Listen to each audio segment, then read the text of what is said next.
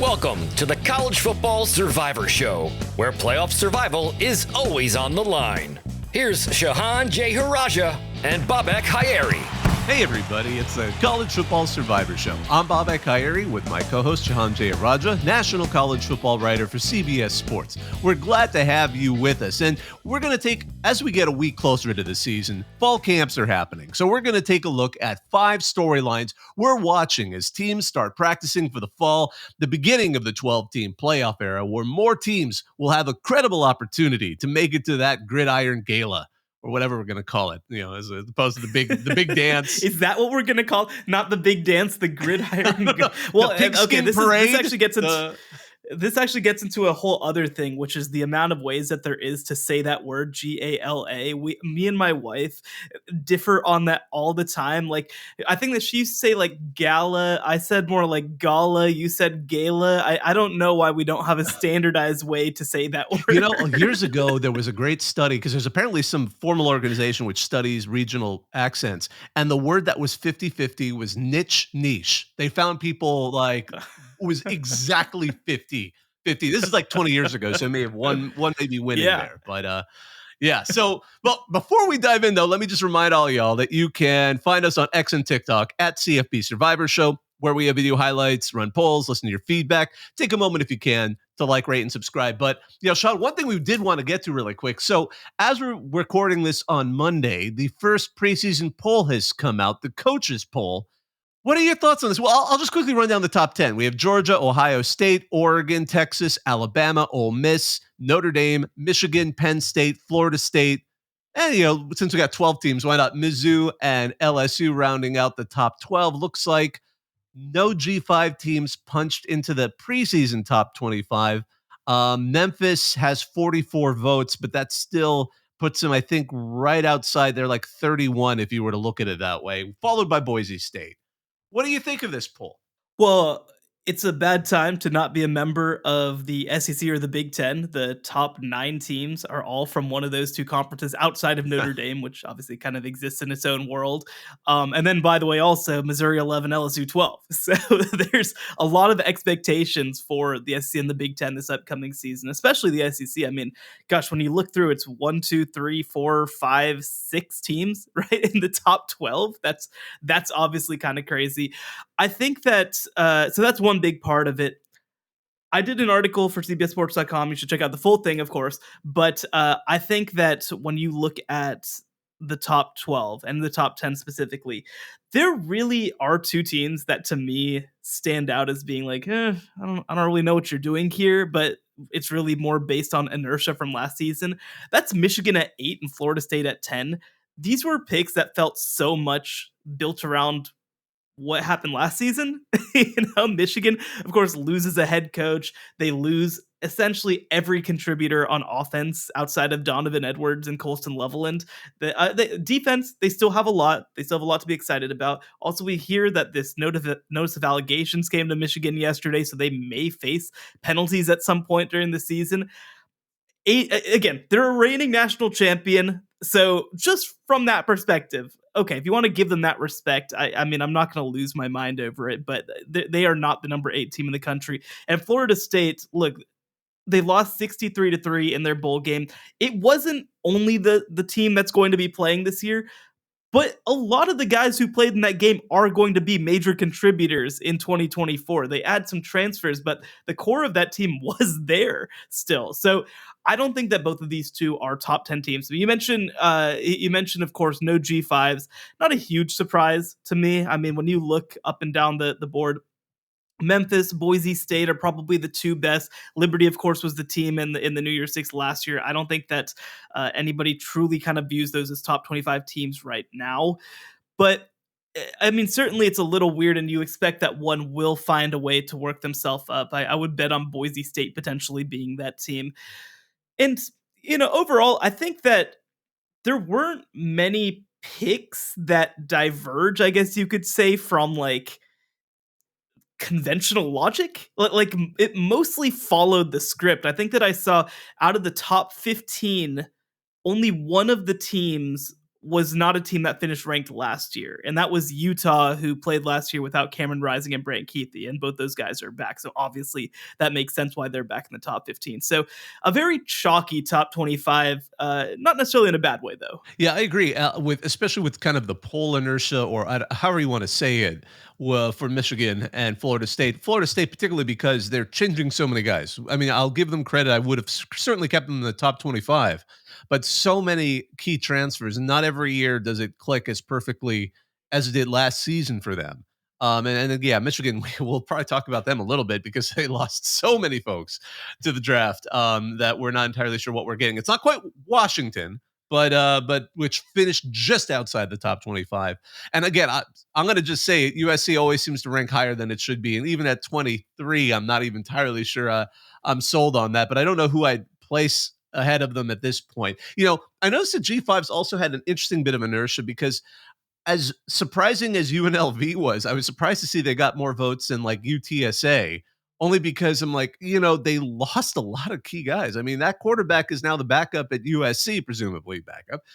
So I mean, there's some key players there that also made me kind of wonder. Again, it's the coaches poll, which always kind of gets a little teased here and there, and who's actually filling it out, and what their opinions are, and how much of it is also kind of, let's support the conference. A little bit of that, especially when you see the final poll broke down to who voted for what. It's always interesting, and I know we've had folks who've done that actually at our CFB on Reddit. Like there's some folks who actually take it down and break it, and it's fascinating because then you see like people will mark like who is in their conference, and you start to notice that it makes a difference. But setting that aside, I will say real quick too. You mentioned UNLV losing their quarterback. They do bring back most of everybody else. Ricky White at wide receiver is a big one. Defensively, they bring back basically the whole gang. So I think that they still have a chance to be pretty good. And I also wanted to mention, because especially at the bottom of this one is where you just get folks like throwing stuff out there. Air Force lost every contributor from their team. They got a top 25 vote. Syracuse, a team that we're very excited about, but not that excited about. Troy lost their coach, lost all of their best players. They got a vote. Like, Nebraska and Colorado. Maybe we'll have a received votes matchup in week 2 between these two teams. Winner gets the total. It's yeah. What, the 38th and 41st team in the country or something like that. So the first one's always the most fun for this reason. But again, overall, I think they did a good job. Absolutely. Well, what we're going to get into today is we're looking, because again, fall camps are starting up, lots of excitement around the country. There's so many storylines. And I mean, no matter what team you're a fan of, there is a storyline or 2 or 3 or even 10 going on behind the scenes and for your fan bases. But we're going to try and look at 5 of those storylines that we find the most interesting, particularly as we're heading towards the 12-team college football playoff. That's our emphasis as a show. So we're going to look at some of those that have our attention. Now, I wouldn't be surprised if there's a fair amount of overlap between us. Actually, this show and probably the next show we do as well. Why don't you break down for us, who's your first one? What's the first big story for you as we head into these fall camps that you want to see or know more about before we head into the season?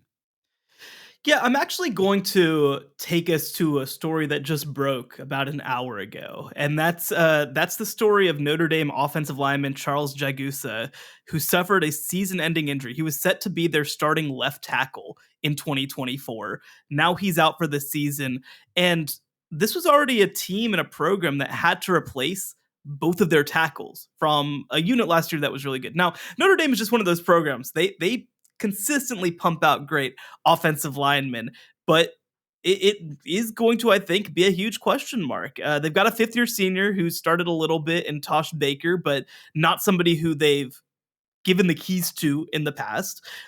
They've got a sophomore player, Emil Wagner, who was potentially in line to start on the right side. Well, now maybe you have to shift him to the left side, try to bring some other players over. And then they've got some depth there as well. A couple of really good freshmen, but you don't necessarily know that you want a freshman starting on a Notre Dame offensive line. I mean, we mentioned it off the top. Notre Dame is a team that ranked number 7 in the preseason coaches poll. They're a team with a lot of expectations. And by the way, one of the giant pitches of this team is, wow, imagine Riley Leonard if he doesn't have to run for his life and gets to play behind a good offensive line. I think that they're still going to be okay, but this is a huge issue, and they're going to have to find a way to work this out if this team hopes to be one of the top 12 in the country. That's a great pick. Although realistically, how much if with that loss would you consider adjusting Notre Dame's rank at all in the preseason, or do you think there's still enough depth there to maintain that position at the very least in the top 10? Yeah, I think that they're still a top 10 team. Certainly, like I mentioned, I feel like 8 and 10 with Michigan and Florida State are probably teams that would not be there for me. I might, with that news, say, well, let me put you behind Penn State. Let me put you behind Missouri. But I think that's as low as I'd go. I'd maybe move them down 2 spots. Utah kind of right on that line with them. So I think that I'd still have them just about top 10, but I'd have them more towards the end of the top 10 and not necessarily as high as number 6 or 7. Yeah, I think that's a safe bet. My lead off for stories that I'm kind of interested in is one that has I don't know. I think at this point, maybe they're keeping the story going. The offensive coordinator is keeping the story going a little bit longer than it needs to be. And that's just tell us who the Michigan quarterback is going to be. I mean, we know the race. It's assumed to be Alex Orji because he's a dynamic player. He's got a great frame. He's 6'3", 240 pounds, got a good arm. Granted, he's only had to throw one pass in his entire career so far. But and last season we saw him, used a bit as a runner, and he's carried the ball, it seems more than it is. I mean, I didn't realize it was only 15 times in his career, but it sounds like he stepped forward in the spring.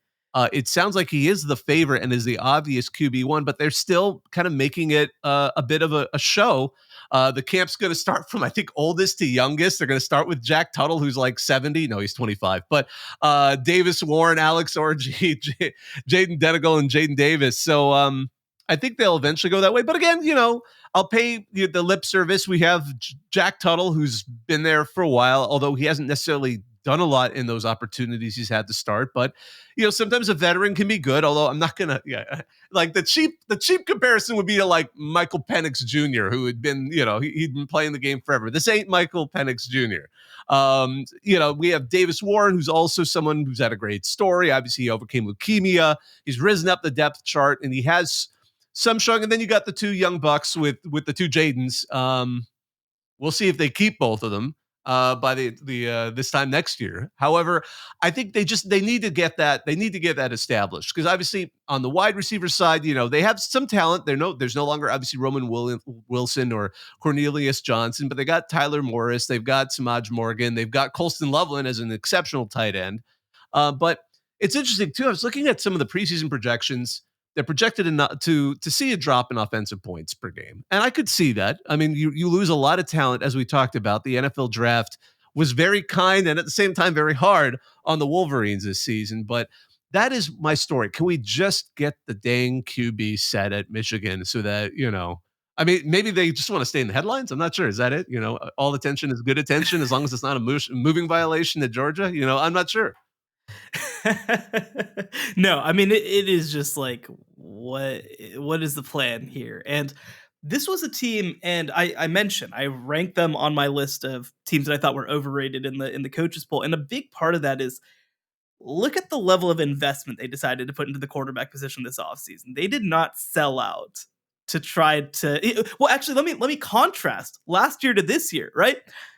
You see the focus that Jim Harbaugh and this Michigan program put on the 2023 season. They pushed all sorts of NCAA stuff till after the season. Like they did everything possible to try to insulate this 2023 season.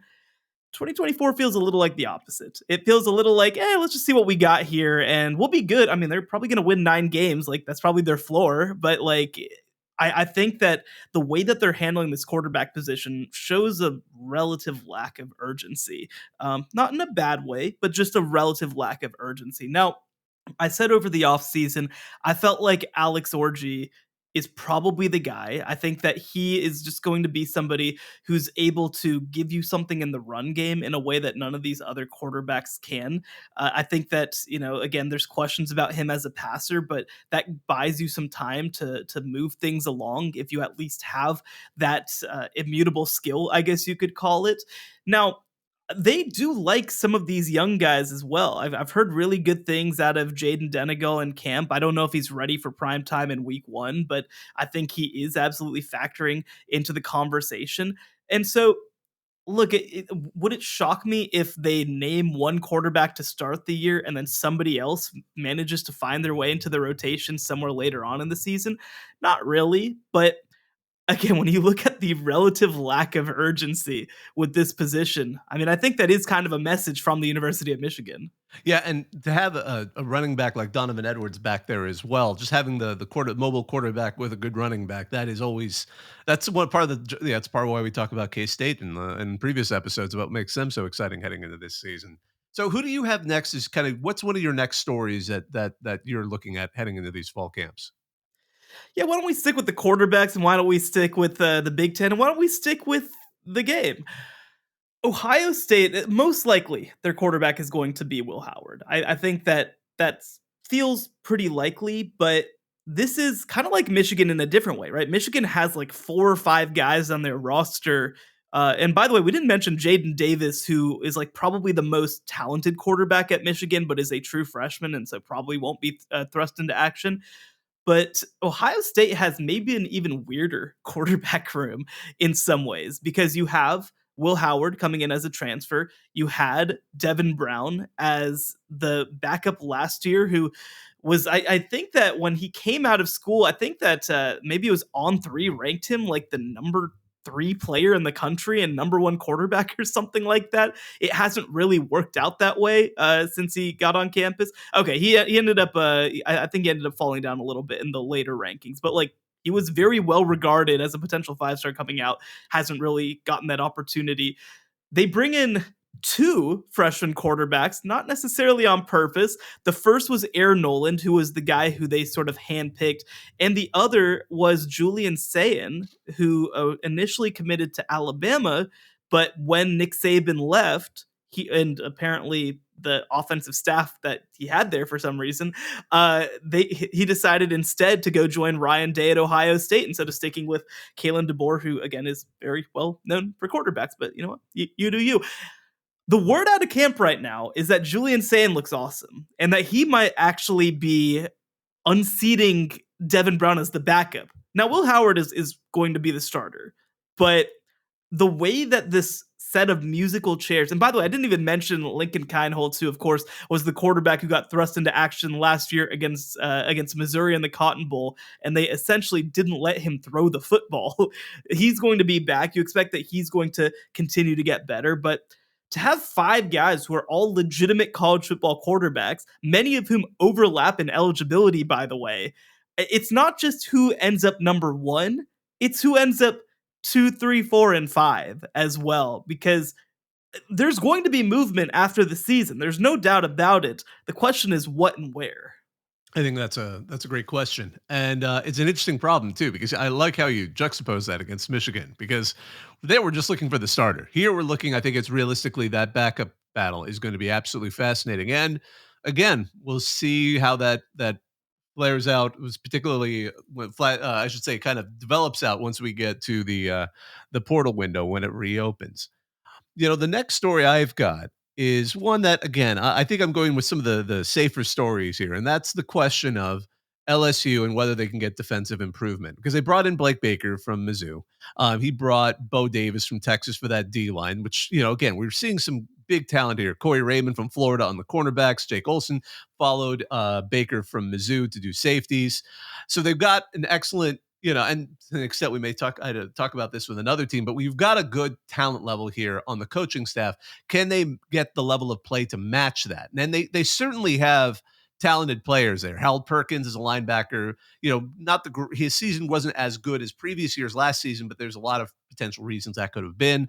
Got another great linebacker with Greg Penn III. You've got a young secondary, which is always kind of a question. I know Ashton Stamp so far has looked good. He's a sophomore in the fall camps that they've had so far. They've got Sage Ryan. They got a freshman with PJ Woodland. Their safeties, they've got Jordan Gilbert and Jordan Allen, as well as Major Burns and a freshman with Jujuan Johnson. So I guess the question is, can they how much depth do they really have across the defense? Can they stay competitive? Can they last the season? And can they reduce big plays? Because you can be great, but then, have an off day and suddenly you're down 14 points because, your young secondary let a few guys get behind them. So I think that's going to be a big question. I think I'm a little more, it's unsurprising, even though you're replacing the Heisman winning quarterback, there's a lot of talent on that offense. And I'm a little more faith in the offense, even with, a new offensive coordinator there. But I think for LSU, I just want to see how well things are coming together. And because the Tigers, realistically, if they can get the defense competent, more so than some of the other teams where their defense was kind of a weak spot, I think they're more likely than not to then become a serious playoff contender. And I think, again, as we were just talking about with that coaches poll, that's why I think it's a safe bet to put them at 12, because they have that opportunity to kind of, if things work right, then to jump into that top 10 question, that top 10 picture really, really easily. No, I really like the pick. This is a program that is hard for me to project coming into this season because they were so dependent on Jalen Daniels last year in a way that was great, but I think also that kind of set them back in some ways too, right? Like defensively, I think their style of play made things a lot harder. It's funny, heading into last year, Matt House was a really well-regarded name as a defensive coordinator. He was somebody who was talked about for potential head coaching opportunities. Of course, things completely tank in his second season, and you see what happens. Now Blake Baker comes in, ironically, who was on the staff right before Brian Kelly took over, and Brian Kelly decided not to retain him, goes to Missouri, has 2 great years as a defensive coordinator. I do think that that talent-wise, there's no question what they have here. You mentioned some of the guys that they brought in.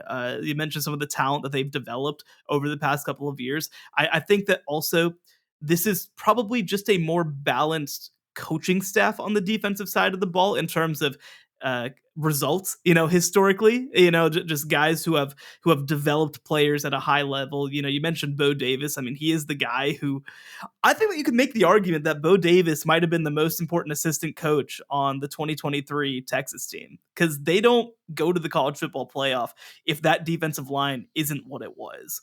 And he's done it with guys who are highly recruited, and he's done it with guys who are less highly recruited as well. Though at LSU, that's going to be less of an issue. I think that you pretty much are dealing with the best of the best. But this is a big year for this program, and it's going to be, one, can they get back to the level that they need to, and two, also, how fast can it happen? Are they going to be ready for week 1? Is this defense going to be turned around? Is it going to be more like week 7 or 8? Are they going to be ready for conference play? There's so many questions heading into the year with this group, and so I'm fascinated to see how things kind of work out. I'll stick actually with the defensive side of the ball and some coaching changes, and this is one that I think we might get into a little more on our next episode as well. But USC's defensive revamp, what's the expectation? It's hilarious. These two teams are playing against each other in the opener, LSU and USC, but they did so many wholesale things to change what they were defensively. Not just bringing in D'Anton Lynn on the defensive side of the ball as defensive coordinator, but also bringing over Matt Entz as head coach of the defense. I feel like I've said this collection of words 5 times in the past month and a half. But then also Eric Henderson as defensive line coach. But none of this matters if they don't change their habits in the way that they prepare, the way that they practice, the way that they develop. And again, we might not get a good indication of this based on what happens in fall camp, but that I think is one of the biggest questions.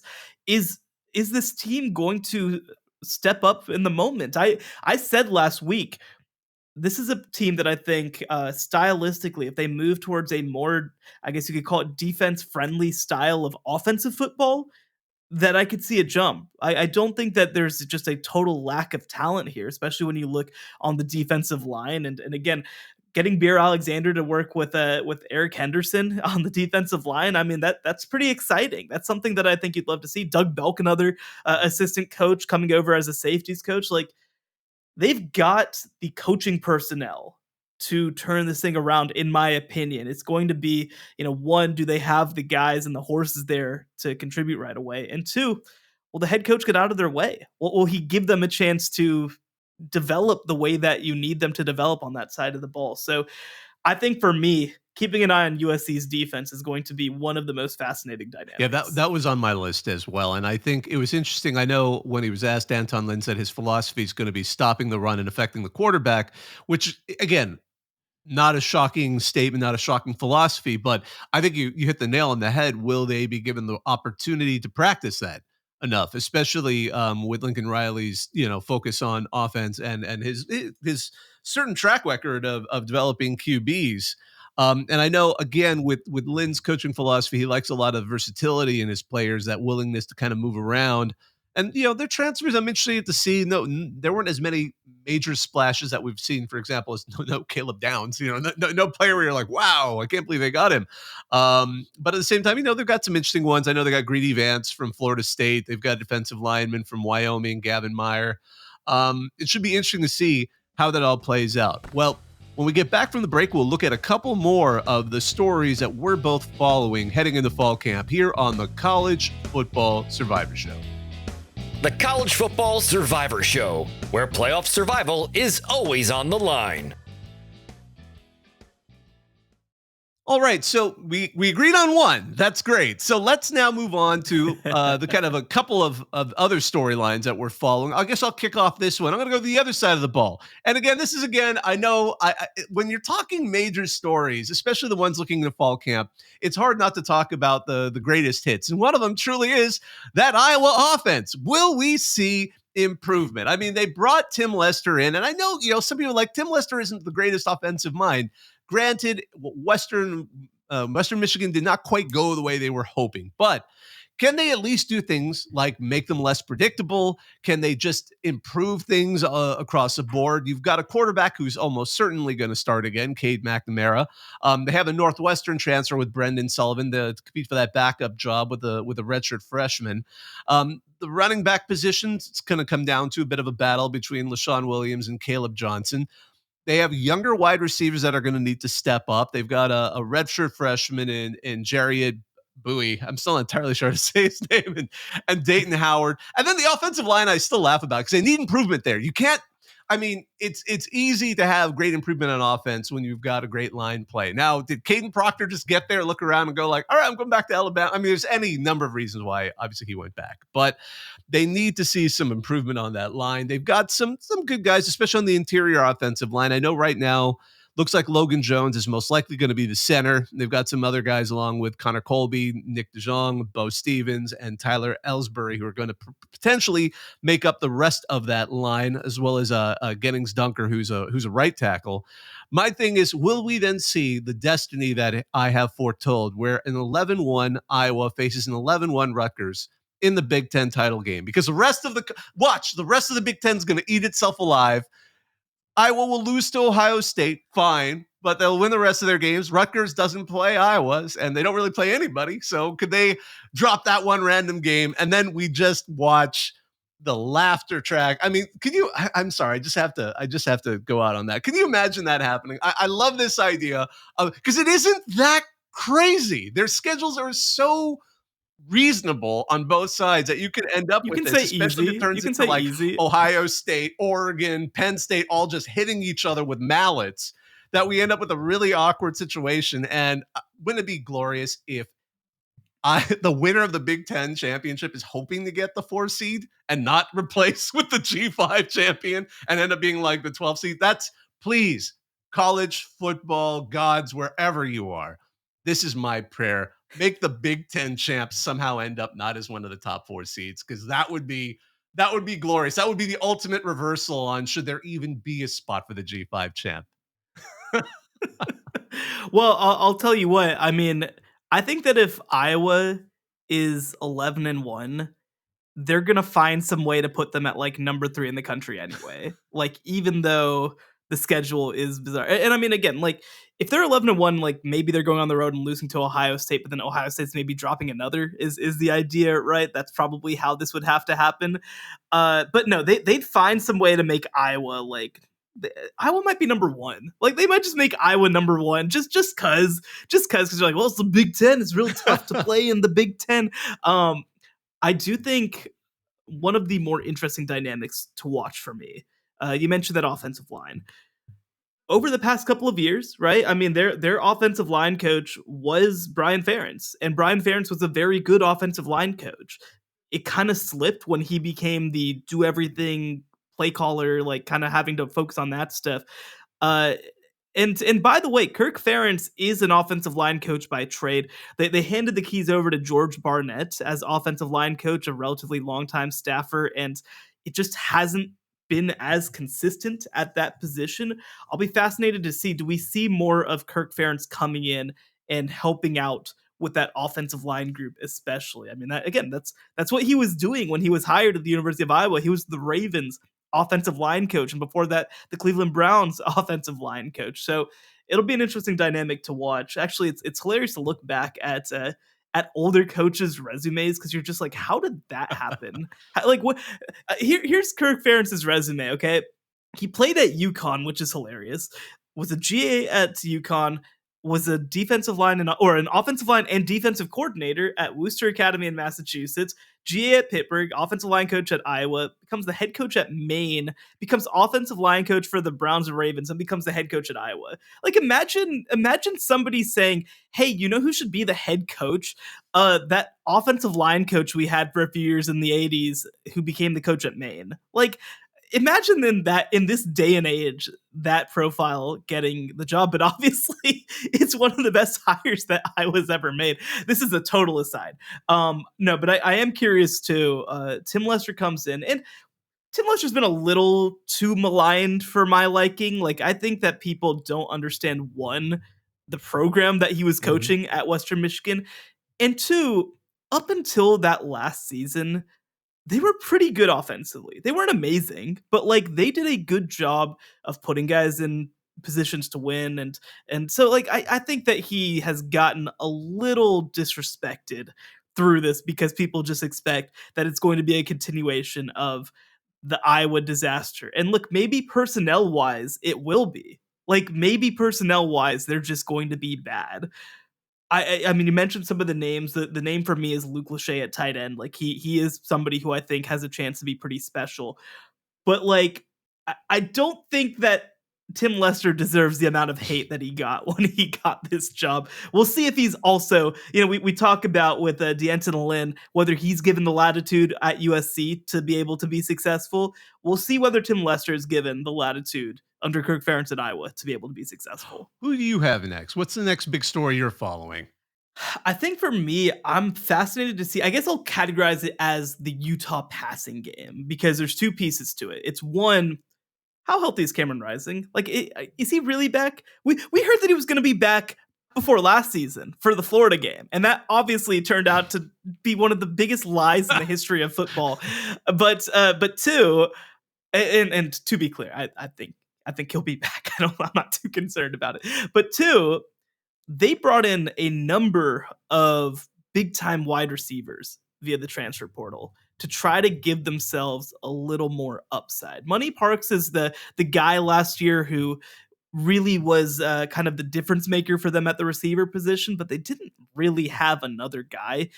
They're trying to address that this year. Dorian Singer, the headliner 2 years ago, was a 1,000-yard receiver at Arizona. Didn't contribute a lot for USC last year after transferring, but this is just, I mean, USC is just an offense where, like, you don't know if touches are going to be available to you because of the talent that they have. I don't think that's an indictment on him. Damon Alford coming over from Syracuse, Tayshaun Lyons coming over from Washington. These are big-time talented players, that they haven't had consistently. They, by the way, bring in Carson Ryan at tight end to work with Brent Keithy, by the way, who is one of the better tight ends in the country when he's healthy. And he also ended up missing last season. So I really think that this is a team and a group that has a chance to be a huge improvement from the 2023 season, specifically in the passing game. I mentioned before too, I mean, this is also kind of tying into it. For Cameron Rising, right? Like, I think that having that backup in Sam Heward transfer over from Cal Poly, who's a former 5-star who started his career at Washington, who has experience, I think that that potentially is a very underrated aspect of this team as well. The idea that they're not relying on a former walk-on or a true freshman to back up Cameron Rising in 2023. They have a player who has contributed before at the college level. And so again, it's a lot of pieces to it. It's a starting quarterback, it's a backup quarterback, it's the receivers, it's the tight ends. But the Utah passing game, I think, is one of the most consequential units in college football in 2024. I think that's an exceptional pick because that's the biggest question for Utah, hands down. I mean, we have confidence in their line. That's just the way they coach down there. Cal Whittingham's teams are always going to ground and pound and grind their way through. But that was the big Achilles heel last season, the lack of consistent quarterback play. And had they had that, I mean, it was, to be fair, that was an especially tough Pac-12 finale. I mean, credit to the writers. Yep. They stepped up when they heard they were being canceled and just decided to go out with the bang. And now we have whatever the sequel is. But it's like I was about to make a really old reference. Three's Company and some of the spin-off shows like The Ropers, which I'm totally sure you know about because you're totally much younger than I am, and I'm very old now. You're definitely speaking of words that I recognize. But anyways, so yeah, no, I love that. That's a great pick. My the final one I am looking at right now is really, again, going to one of the major teams, one of the major contenders, and the biggest question where I think there's some credible question, and that is how Alabama does in the secondary. Because heading into the season, I mean, Alabama, Nick Saban was just phenomenal at that position and recruiting to that position and getting a lot of great development at that position. And then once he left, we saw some big names leave, in addition to the normal, departures to the draft. Obviously, they lost Terry and Arnold, Kool-Aid McKinstry, and Jalen Key to the draft. But then Caleb Downs, surprised everybody, decided to go to Ohio State. Trey Amos and Jake Pope also walked out the door. Kalen DeBoer, Kane Womack to step up and be part of that. They got Mo Linguist. They've got a great they got two sitting head coaches to go and join that defensive staff. And they still have talent. That's the thing. It's not like, I want to be clear. I mean, they still got Malachi Moore. They got a couple of incredible freshmen, sounds like, with Xavier Brown and Jalen Mbakwe. How do I say that? Is it Mbakwe, I think so. Would that be yeah, weird? I apologize, folks. My name's Bobak Irie. Let me be clear. I always feel it when I mispronounce something. We try to get it right. We try to do it right. We try to do it right.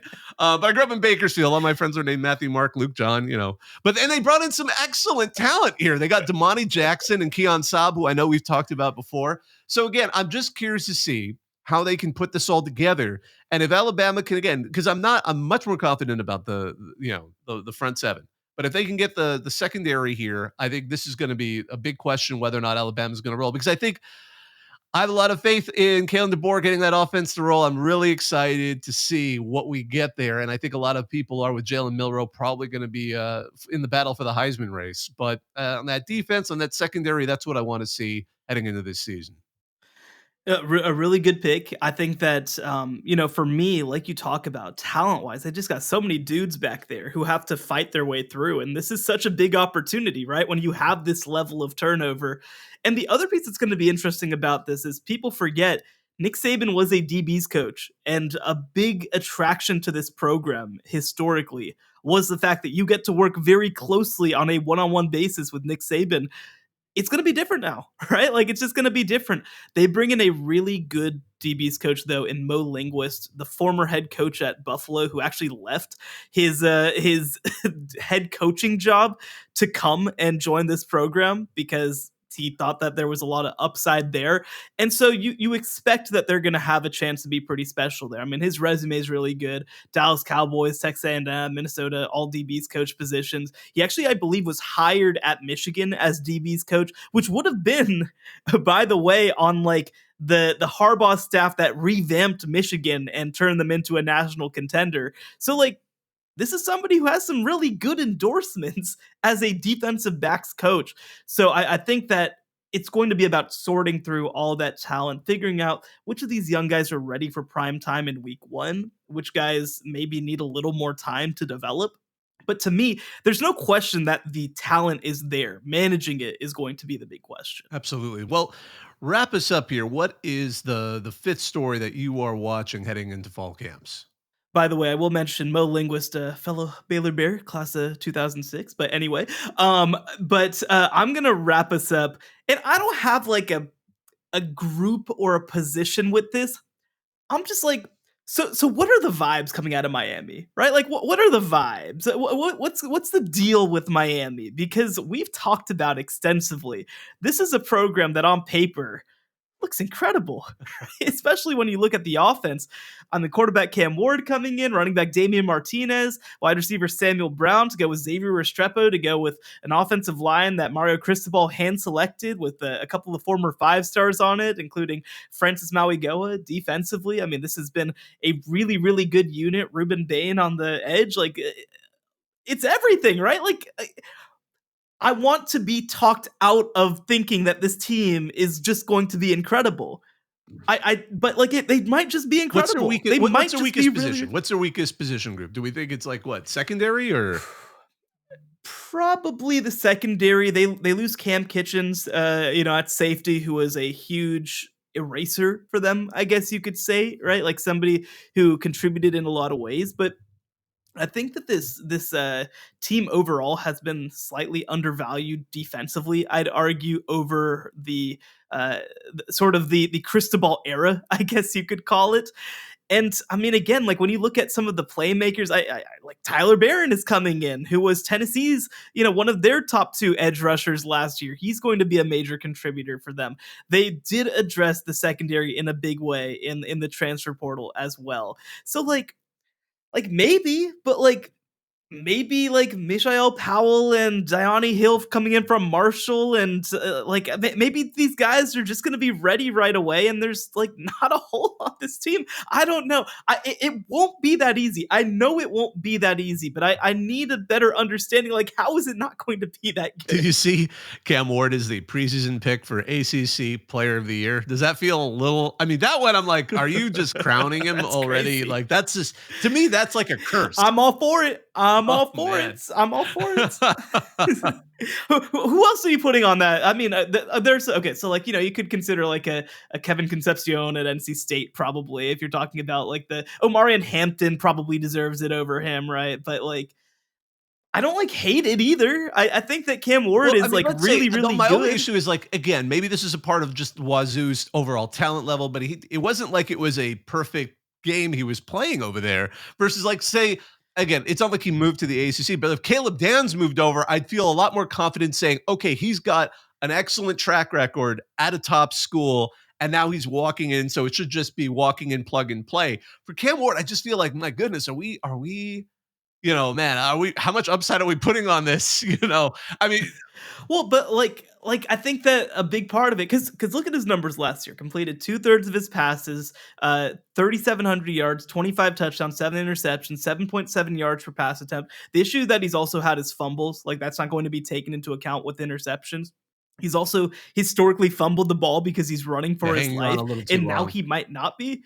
Yeah. And so now maybe you can't teach that out of a player. That's the downside, right? Maybe he's just going to continue to hang on to the ball too long. But again, I would not have picked him as ACC preseason player of the year. I might have argued for Damian Martinez over him as a safer pick. Established in the Pac-12 in a tough Pac-12. Right.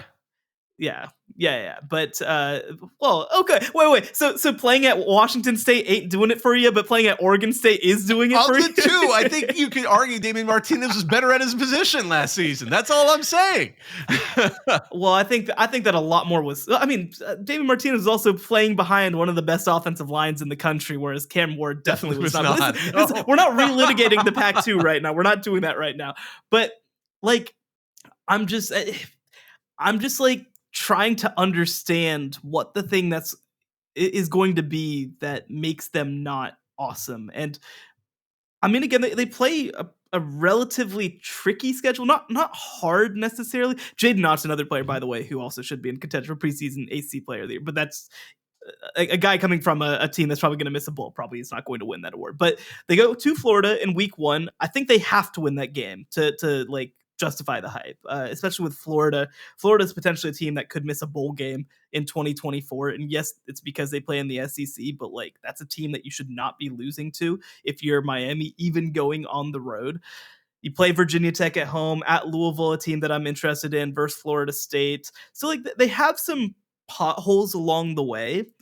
But I mean, I think that for me, it's going to be how do they handle that level of expectation? Like, especially if they crush Florida, let's just say hypothetically, week 2 against FAMU, like Michael Irvin's going to be back on the sidelines. Ray Lewis is going to be back on the sidelines. Like Pitbull's going to be performing pregame. Like it's going to be that sort of deal, right? Like if they're able to make things happen. So I think that trying to manage that balance is going to be fascinating. Maybe we'll see the turnover chain reappear. That would be awesome. Well, that I know Mario. Well, and that's another thing too. Is like there's a level of celebrity that comes when the U is Ewing, and I am just like I'm curious how Mario tries to deal with it, because the funniest part about Mario is that obviously he's really good at managing sort of the history of the U with the current state of the U, but like there's a place where this like breaks contain and where it's not Mario's decision anymore whether these guys break out. I will also say I think that like you look at the best players on this team, they are, I think, relatively speaking, low maintenance guys. I don't think like Cam Ward's gonna suddenly like show up like doing cocaine in a bar or something, right? Hopefully not. I think yeah. I don't like. I think that it's a relatively high character team from the outside. It feels right, but with some good leadership, I think. But it's gonna be fun, man. It's gonna be fascinating how they deal with all of the hoopla that could quickly happen if things work out the way that we think they might. I love it. Well, I'm going to just really quickly recap what we talked about. So the storylines that we're following are Notre Dame's offensive line, especially after losing a key starter today, hours before we was announced hours before we went to record this. The quarterback question, who's going to start for Ohio State? On the other side of the game, who's going to be the backup at Ohio State behind Will Howard? LSU's defense, can we see improvement? We both agreed that USC's defense, what kind of improvement will we see? Questions on whether Iowa's offense is going to see significant enough improvement to make a difference. Utah's passing game and Cam Rising's health, the wide receivers. I mean, they've got a great tight end, but time to see how the rest of that develops in the passing game to maybe alleviate some of that. How Alabama will do in the secondary, and then kind of the general sense of how Miami, the Hurricanes, kept together this season. Well, I just wanted to take a moment to thank all of you for listening. I wanted to thank our producer, Joey Aliberti. Be sure if you get a chance to like, rate, and subscribe to us wherever you get your podcasts. You can find us on X and TikTok at CFB Survivor Show. He's Shehan Jayaraja. You can find his work at cbssports.com and on at Shehan Jayaraja on X and TikTok. I'm Bobak Hyrie, part of the group that runs Reddit's RCFB college football section. Thanks for listening, everyone. The College Football Survivor Show, where playoff survival is always on the line.